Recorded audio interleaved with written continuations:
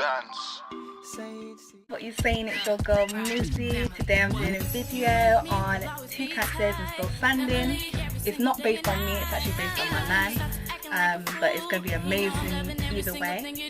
Unfortunately all my videos will not be out on the same time each week, simply because of the circumstances that I'm in.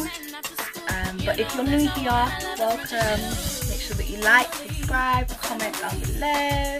It's going to be lit today, so make sure you stick around for it because it's going to be amazing. So let's get into it. What actually happened was, I think I must have been about 12, and my nan got diagnosed with cancer in the lungs.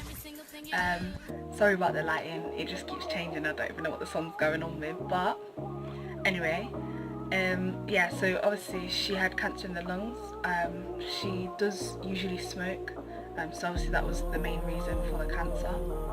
And at the time I really didn't know how to particularly handle it, and when I got told, I think it actually kind of broke me down in a sense, simply because me and my nan are like really close. Like, she's literally one of my best friends. I can tell her pretty much anything, and she's always there supporting me in everything that I do, everything that I want to do, everything that I aspire to do. She's there supporting me regardless.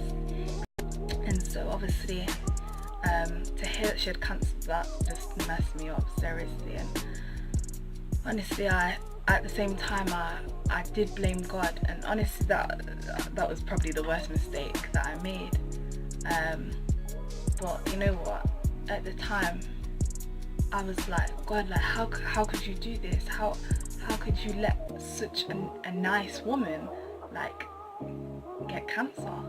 And honestly, like, I think just through that, God honestly showed me, like, you need to lean upon me. It's not about you, and you know, it's not about cancer per se.